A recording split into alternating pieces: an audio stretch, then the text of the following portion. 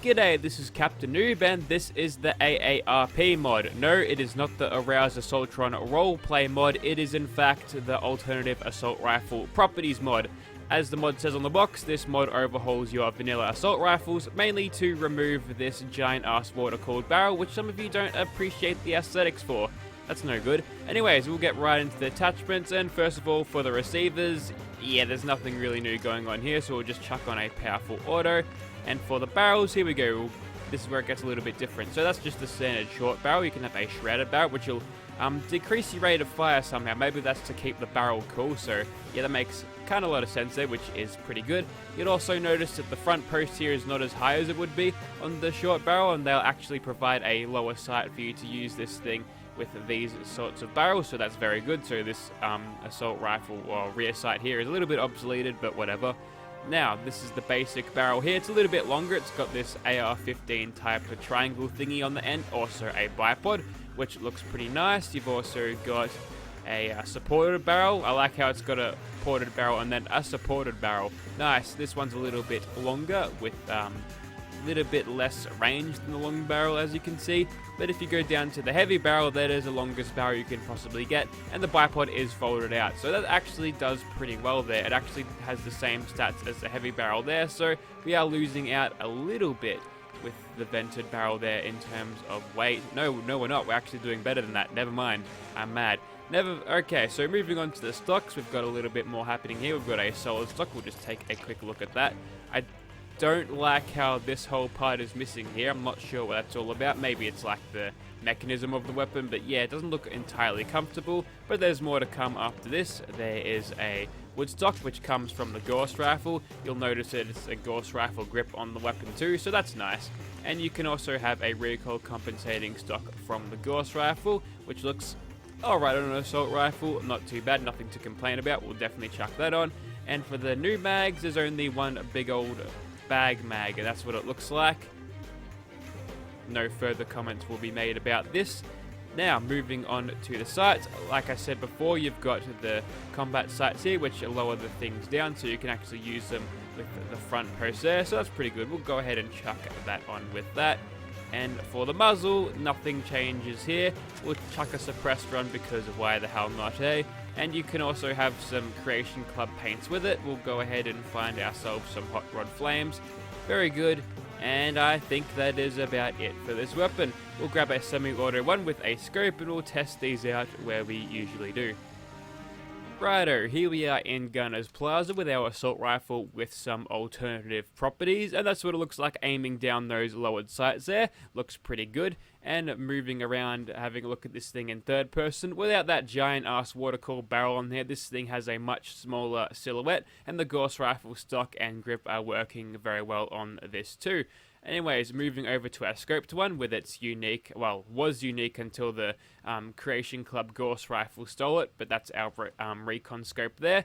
Looks pretty good. Without further ado, we'll get started on killing some of these guys. And yeah, this thing, in terms of its stats, is basically identical to the assault rifle. There's very little recoil. You get 20 more bullets than you would get otherwise out of the big old mag that we get, which is, I don't know, I think 80 is enough, but yeah, you can fire this thing for days without having to reload, simply because it doesn't really fire that fast in the first place, and you've got all of that ammo capacity to back it up.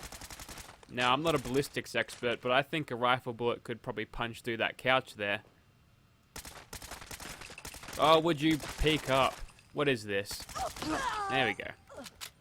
We got a critical there, because we're playing by XCOM rules, and we're flanking them. Alright, so it looks like the hip fire on this thing is pretty decent too, like the vanilla assault rifle there. Yeah, I'm pretty sure that these things' stats were just, you know, recycled from the assault rifle, which isn't necessarily a bad thing. The assault rifle, I fear, I feel that it's actually kind of one of the more underrated weapons, simply because of its giant ass size. See, it doesn't look too big in the hands of gunners there. She held one. It didn't look like it was a massive weapon, but yeah, it also works well for power armor usage as well, which is its extra size sort of makes up for it. It's sort of designed to look good in the hands of power armor, so that's why it's got a little bit more size to it than usual. And yeah, this is just the basic powerful auto one. We'll switch over to the one with the scope and also the semi-auto. And yeah, we can get very good use out of the sniper knockdown perk here, so that's pretty good. We can keep them all knocked down, and then when they get back up, knock them down once more, because that animation takes a while to recover from if you're an AI, which is pretty decent. There we go, we took out the most important threat there, and we can go and nail some headshots because this thing has pretty much next to no recoil. So we are slaughtering through these gunners with basically a vanilla assault rifle, so make no mistake about this weapon, it can really do well for you. Granted, it does take a little bit of perk investment to get this thing going, but really what weapon doesn't in this game unless it's a cheat weapon from a mod? Don't look at me. I don't make cheat weapons, never. Switching back over to our assault rifle now just to gun the rest of them down. With the basic 0 recoil of this, we're basically playing in easy mode. I don't actually expect this weapon to make a return into Fallout 76, or if it does, it probably won't be an assault rifle, probably be an LMG. Here's hoping. I feel like this thing should be an LMG. I don't know, I've kind of beaten that horse into the ground, so I won't repeat myself there, but it's worth mentioning that this thing is just called machine gun in the creation kit and not actually assault rifle. And of course, there was that unused asset of the Chinese assault rifle model, so that was probably going to fill in the assault rifle position. Stop dancing around, I'm trying to shoot you. Yes, that was supposed to fill in the assault rifle position, whereas this one could have been more like an LMG. But I guess, due to time constraints maybe, this thing was the only automatic rifle variant in the game. And I do say that because the combat rifle, despite being called a rifle, only fires 45s, which is a pistol bullet unless you get the thing fitted with some 308 receivers. But that's like way up there in Gun Nut 3, so yeah. Takes a while to get there. And plus, you have to level a little bit too. They don't show up into the world until like level 35, or maybe not that much. I haven't actually checked it. Maybe high 20s it'll start showing up, but you don't really need to watch out for the weapons themselves. You can just craft them if you've decided to put points into those crafting perks. Also, these guys have totally lost interest, so yeah. It's going to make that last bit easily. So there's a regular assault rifle there. I'm just going to pull that up for comparison's sake here. So let me bring out the weapons. We'll chuck that on hotkey 3. So this is our basic assault rifle with the short barrel, basic barrel in first person. Switching over to our one with alternative properties. We'll just switch back between them. Not all that much of a difference, but it is nice having a alternative looking assault rifle. So yeah, we'll go ahead and take on a monster, and I think we'll call it a video there, because despite looking really cool, it is basically a reskinned assault rifle. Righto, so Swan's gotten himself involved with some sort of common NPC rabble. Yep, looks like a Rust Devil, but not for long. We'll just let him take him out. There we go. I think Swan's all alone at this point. Yes, he is. And I'll show you the power of the sniper-infused assault rifle here. Since we can fire this weapon that fast, we always get that 50% chance to knock the dude down, we can basically perma-stagger him here, or perma-knockdown and perma-ragdoll him right here until he dies. Along with sneak attack criticals, they help too. Okay, that was really easy. Just remember, this is basic vanilla assault rifle. You can do this even without the mod. People, assault rifle is good. Wake up, sheeple. Okay, but how does it go when crowd control is a factor in the equation? Well, there's a whole bunch of bears over there for us to shoot at. What I'm going to do first is get the most sneak attack crit damage as I can on the main bear, which seems to be not going as well as expected, but that's okay. We'll just quickly back off, hopefully before they detect me. Okay, we're in danger now, and the screen is going to be shaken because for some reason when you stagger bears, it creates a giant earthquake for everyone to hear, and since you fire at a speed where the stagger doesn't get reset every time you hit him fast enough, it's basically like watching a giant earthquake. It's not great. I really hope Yaoguai staggers don't create little earthquakes for the player to endure in Fallout 76. I mean, assuming these guys are going to make a return, and Why wouldn't they, right? They're an enemy that's around. Do West Virginia have bears? Well, maybe they migrated, right?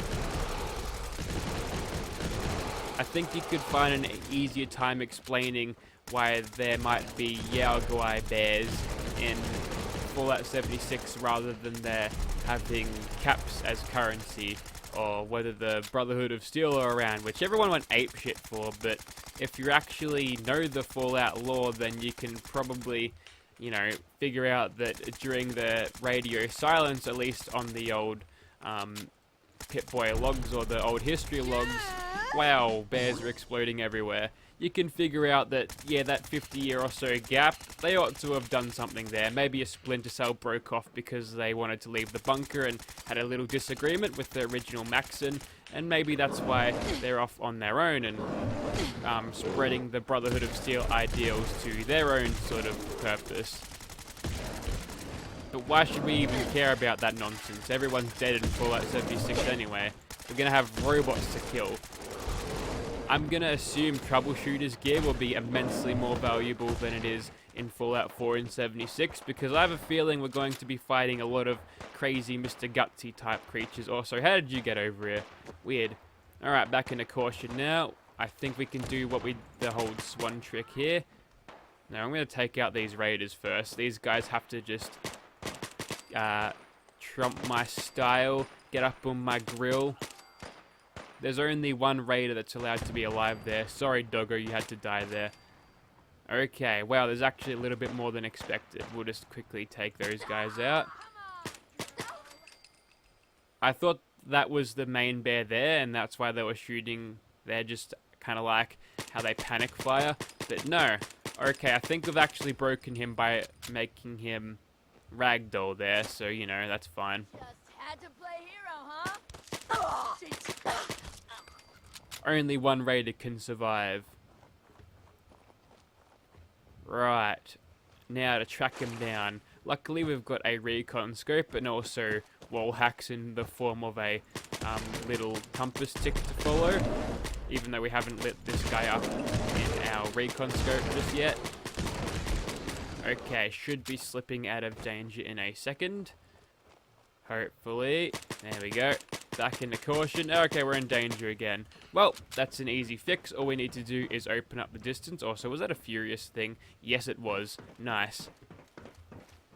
Let's just slip back into caution. There we go.